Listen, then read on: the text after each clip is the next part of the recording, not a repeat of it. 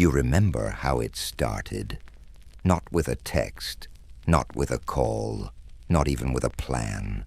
Just a screen door creaking open, slamming shut behind you, and your feet padding down the sidewalk, shoes untied, pockets, full of nothing heart, full of hope. You didn't know if they'd be home. You didn't care. You went anyway. Because that's how friendship worked back then.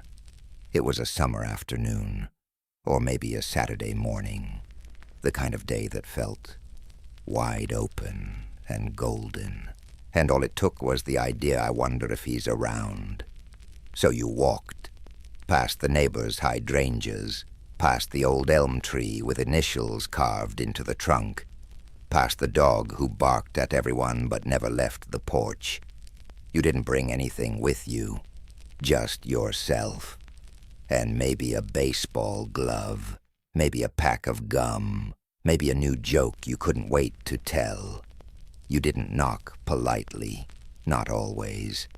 Sometimes you just stood at the edge of the yard and yelled, "Hey, Jimmy," and waited, not for long, because soon enough a voice shouted back, or a screen door opened, or the thump of feet came down a hallway like thunder. And there he was, hair messy, shirt backward, grinning like he'd been waiting all morning.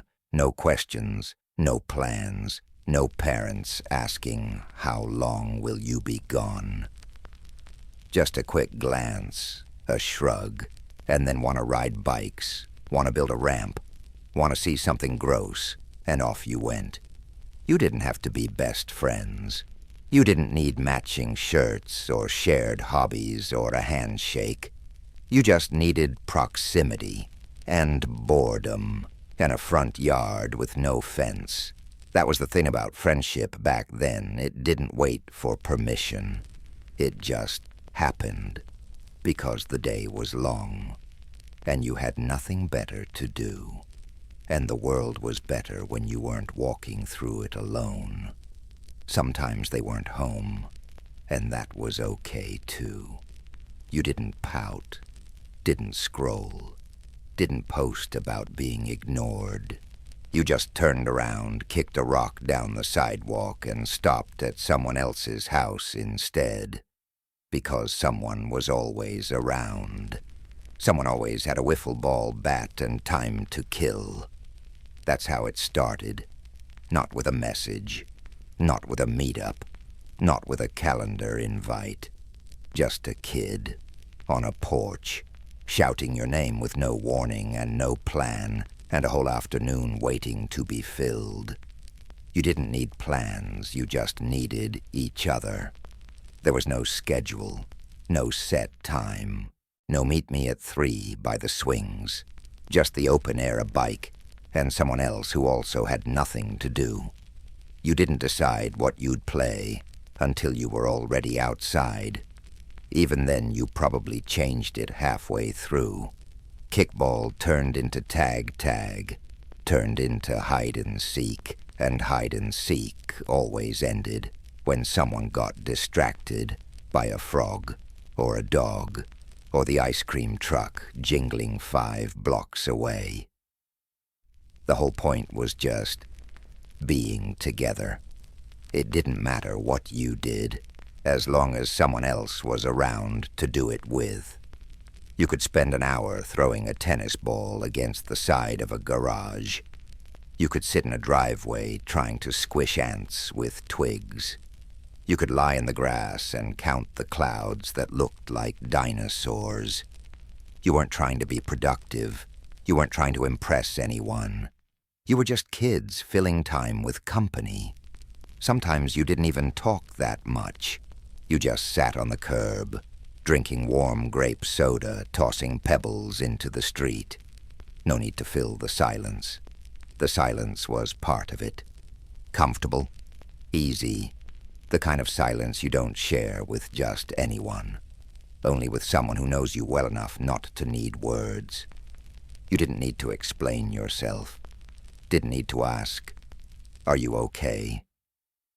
You knew when something was wrong just by the way they kicked gravel, by how long they stared at their shoes. And they knew when you needed cheering up, not with advice, but with a dumb idea like, want to try and jump off the shed roof, which of course you did. There were no selfies, no likes, no messages, sent and unsent. There was no keeping score of who texted first or who owed who a hangout. Friendship back then wasn't measured in digital pings. It was measured in hours spent doing nothing in particular with someone who made nothing feel like something. You didn't talk about mental health. You didn't need to. You had dirt under your nails, a friend next to you, and a world that at least for the afternoon didn't ask for anything else. No goals, no deadlines, just one more lap around the block, one more round of rock, paper, scissors, one more reason to stay outside a little longer. And when it got late and the sky started turning the color of grape jelly, you didn't need a reminder that it was time to go. You both felt it, the light shifting, the world slowing down. So you stood up, brushed off your jeans, and said, "Same time tomorrow," even though no time was ever set.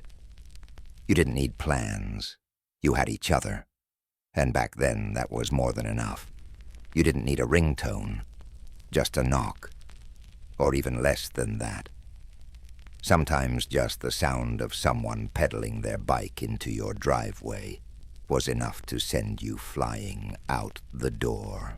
Sometimes it was the squeak of their sneakers on the porch, the shuffle of their feet on gravel, or the quiet creak of your front gate swinging open. That was the language of friendship.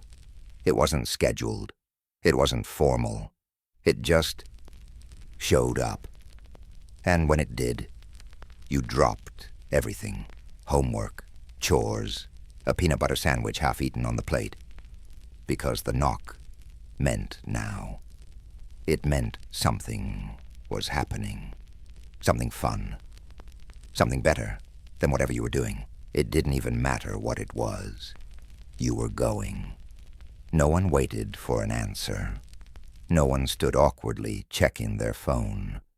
If the screen door opened and your friend wasn't standing there, they were probably already halfway to the sidewalk calling, "Come on." And somehow you always heard them, even with the TV on, even with your dad running the vacuum, even if you were in the middle of a sentence, because their voice cut through all of it, like a bell. Sometimes they knocked just once, a quick thump-thump like a secret code, not loud, not polite, just enough to say, "I'm here." And when you heard it, your body knew before your brain did. You were up. You were moving. You were out the door before your mom could ask where you were going. There were no rules about knocking. You didn't think about how long to wait. You didn't ring doorbells unless it was your first time there. You just knew which doors to push open, which porches you could sit on without knocking at all, and which kitchens would hand you a popsicle without asking who you were. It wasn't about invitation. It was about belonging. That's the part that sticks with you now. The way you didn't need to explain yourself. The way no one needed notice. The way your knock wasn't asking permission. It was saying, "Let's be kids together while we still can." Because that knock, it meant something. It meant boredom was over. It meant the day had begun. It meant someone thought of you, picked you first or second or third, but came anyway. And it meant you didn't have to be alone that day. Some days that was everything. You didn't wait to be invited. Not really. Not once the friendship had taken root. You knocked, sure, but mostly out of habit. Once you knew them, really knew them, you didn't stand on the porch like a stranger. You pushed the screen door open, called out a soft, "It's me," and stepped inside like you belonged, because you did. You knew where the cereal was. You knew which cabinet had the plastic cups, and which drawer had the forks that always stuck a little. You didn't ask if you could sit. You just flopped onto the couch feet, tucked up, like it was your own. Their mom didn't blink when you walked into the kitchen. Sometimes she handed you a paper towel and said, "Wipe your feet." Other times, she just nodded toward the fridge and said, "You know where it is." And you did. You didn't need to say thank you for every little thing.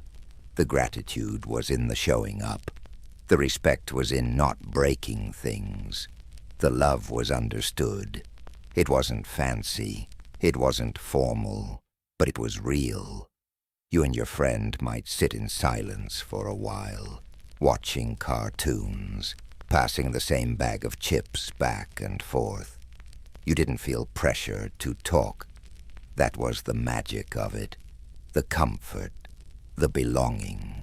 No need to perform. No need to impress. Just being there was enough. And when you think back on those days now, what you remember most isn't the snacks or the shows. It's the feeling of walking into someone else's home and being treated like you were already part of it. Like you didn't have to knock at all. You didn't need a big plan to make it a good day. Sometimes all it took was a porch, a couple of friends, maybe a plastic cup of lemonade that tasted a little too much like tap water. You'd sit there on the steps, on the railing sometimes, even on the concrete, with legs dangling backs, hunched arms resting on knees, and talk, like you had all the time in the world. And in a way you did. You talked about nonsense and everything, about comic books and new sneakers, about a weird smell behind the shed, about the kid at school who tried to eat paste and almost got away with it, about crushes you'd never admit out loud, about the dream you had last night where your teacher turned into a lizard. The porch was your conference table, your therapy couch, your late-night diner before you even knew what diners were. And sometimes you didn't talk at all. You just sat there watching the sun turn gold behind the houses. You traced cracks in the steps with your fingers. You picked at mosquito bites. You leaned your head on your elbow and let the quiet stretch. It wasn't awkward. It was sacred. That silence between two kids who didn't need to fill the air with anything, because the fact that you were there together was already enough. Sometimes a parent came out, told you to move your feet so they could sweep, or asked how long you'd be staying. But most of the time, you were left alone. Trusted. Invisible in the best way. Grown-ups in the kitchen, you on the porch. The world split into two realms, and yours was full of jokes and secrets and stories you never wrote down.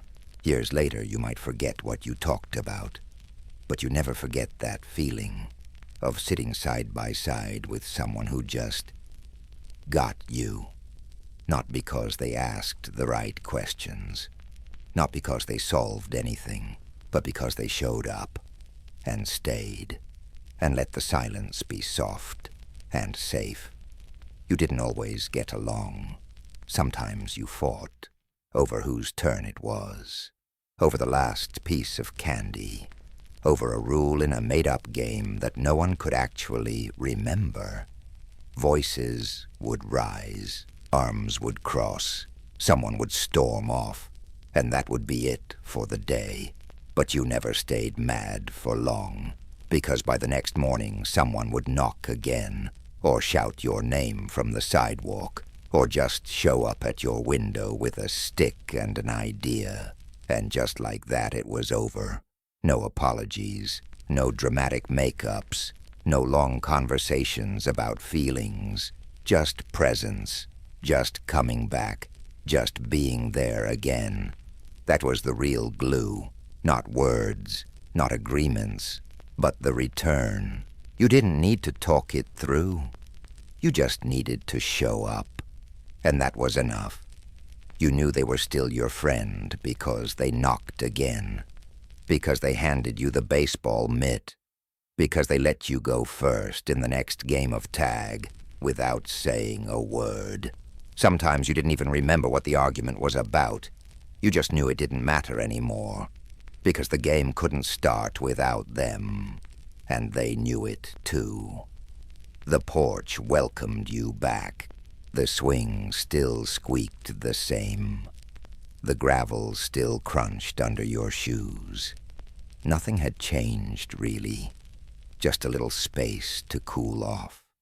A little time to remember that friendship was bigger than a disagreement. You didn't ghost each other. You didn't hold grudges. You didn't analyze everything. You just took a break and then came back like a tide. Predictable, reliable, quiet in the way it healed things. Even now that rhythm stays with you, in how you forgive, in how you let things slide, in how you understand that not everything has to be resolved with a conversation. Sometimes you just need time and a little kindness to find your way back. That's what friendship was. Not perfect, not always peaceful, but it was persistent, and sometimes that was the most beautiful thing about it. You didn't check in. You didn't send updates. You didn't say where you were going because you didn't always know. You just went. 1 block turned into 3. 3 turned into the park. The park turned into a friend's cousin street, where you ended up playing basketball with kids you barely knew. And somehow you always made it home. No GPS, no trackers, just a rough sense of direction and the unspoken rule: be back before dinner. And if you weren't back yet, your mom didn't panic.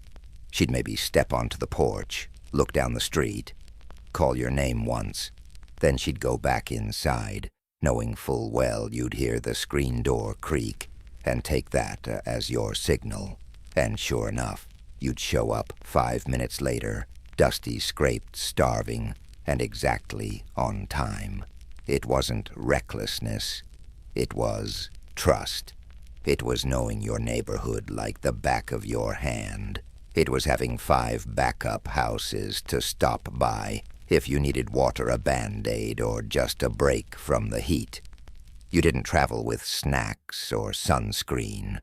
You traveled with people. With friends who knew the shortcuts, the coldest garden hoses, the yards with the best climbing trees. You didn't need a chaperone. You had each other. If someone fell, someone helped them up. If someone lagged behind, you waited.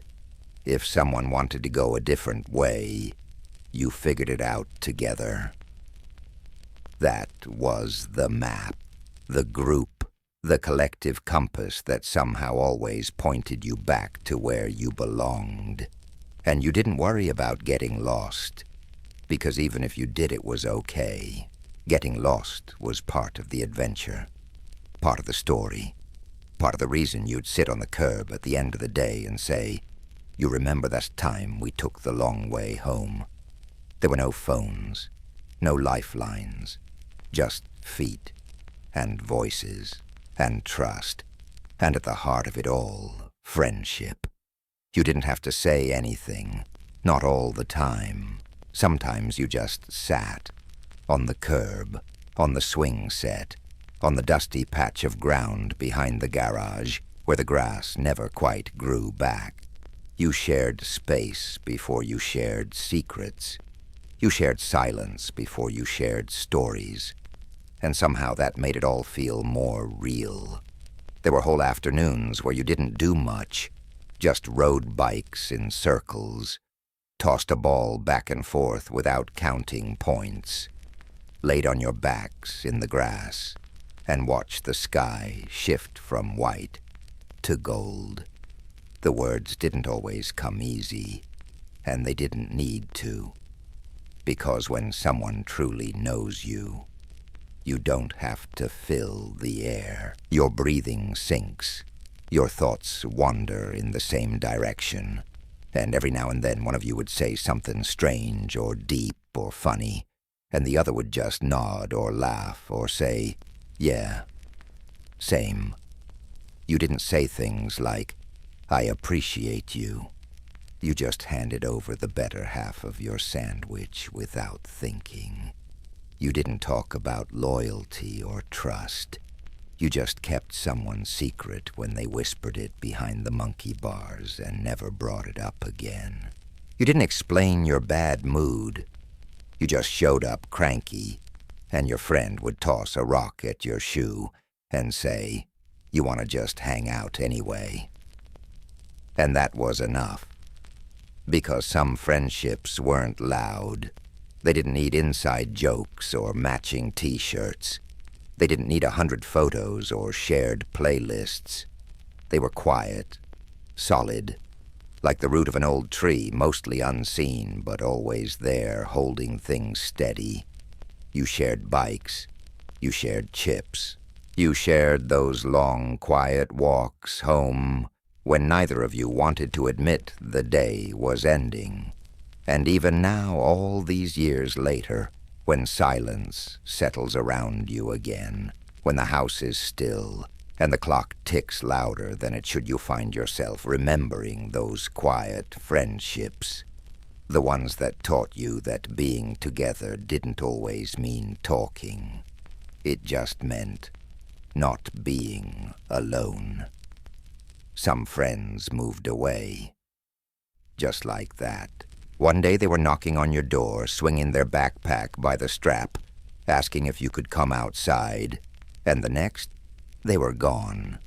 A moving truck in the driveway, boxes stacked taller than either of you, grown-ups talking in low voices, a quick hug, maybe, a wave from the back seat, and then silence. You didn't cry exactly. You just stared at the spot where their bike used to lean.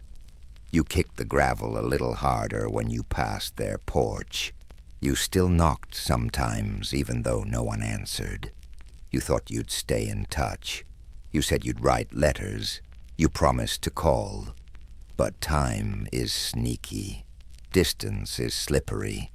And childhood has a way of letting go even when you don't want it to. Eventually, someone new moved into that house. The porch got repainted. The dog didn't bark the same. And you moved on, too, because you had to. But even now, decades later, you still remember their laugh. The way they held a baseball bat too high. The way they never tied their shoes. The secret handshake you made up and only used once. You don't remember their last name, but you remember how they made you feel. Safe, seen, silly. And sometimes that's all that's left of a friendship. Not the contact info, not the photos, just the echo. And somehow that echo is enough.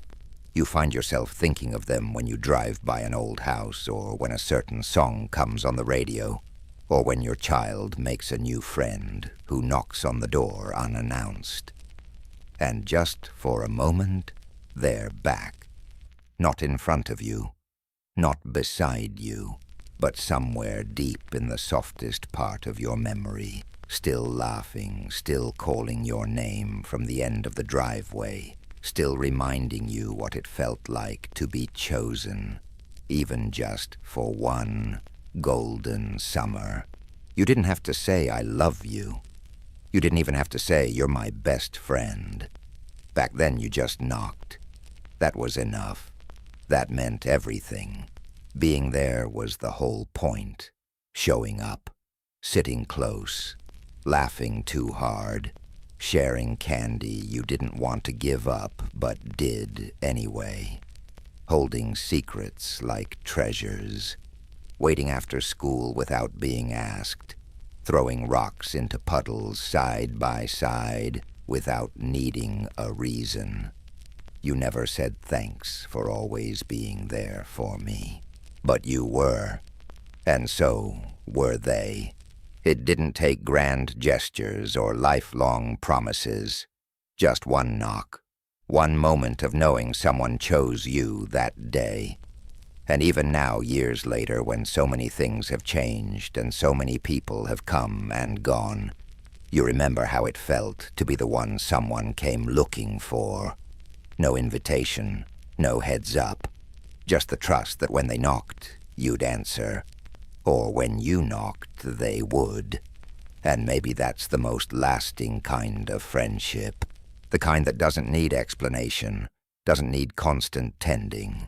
Just the memory of those long afternoons and squeaky porch steps, and the way your name sounded coming from someone who wanted you around just because.